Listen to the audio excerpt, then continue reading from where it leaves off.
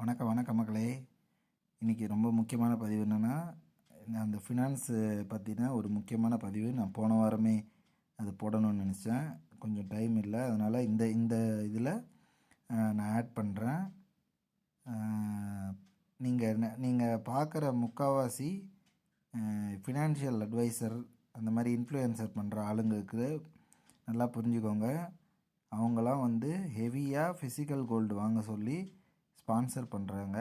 அதுமாரி தங்க நகைக்கடை ஓனருங்களே காசு கொடுத்து இதை பண்ண வைக்கிறாங்க. ஃபிசிக்கல் கோல்டு மார்க்கெட்டில் அந்த அளவுக்கு டிமாண்டு க்ரியேட் ஆகிருக்குது இன்டர்நேஷ்னல் லெவலில்.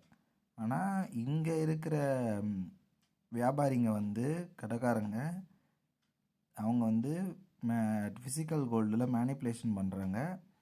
நீங்கள் பார்க்குற நிறைய ஃபினான்ஷியல் அட்வைசரு யூடியூப்பில் பேசுகிறவங்க, இன்ஸ்டாவில் பேசுகிறவங்க நம்பி நீங்கள் ஃபிசிக்கல் கோல்டு வாங்குறீங்க. ஆனால் அது 99% ப்ரமோஷனுக்கோசரம் தான் அது பேசுகிறாங்க. ETF வாங்காதீங்க, டிஜிட்டல் கோல்டு வாங்காதீங்க, ஃபிசிக்கல் கோல்டாக வாங்குங்க அப்படின்ற மாதிரி சொல்கிறாங்க.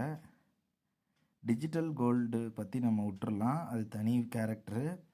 அது அந்த ஒரு கம்பெனிங்க கொடுக்குறது. அது ஆஸ் பர் செபியே அது வாங்குனீங்கன்னா அந்த கம்பெனி திவால் ஆகிடுச்சுன்னா திருப்பி ரிட்டர்ன் வராதுன்ற மாதிரி செபியை சொல்லிடுச்சு. அதனால் அந்த இது வேணாம். ஃபிசிக்கல் கோல்டில் ப்ரமோஷன் ஹெவியாக இருக்குது. அதனால் அவங்க ப்ரமோஷன் பண்ணின்னு இருக்கிறாங்க.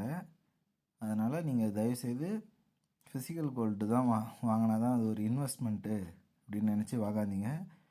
ஃபிசிக்கல் கோல்டு இன்வெஸ்ட்மெண்ட் கிடையாது. ஃபிசிக்கல் கோல்டில் ஜொல்லில் செய்கூலி சேதாரம் இருக்குது. 5% இருக்குது. அதே மாதிரி ஒரு கடைக்கு ஏற்ற மாதிரி மாறும். அது இல்லாமல் 3% ஜிஎஸ்டி இருக்குது.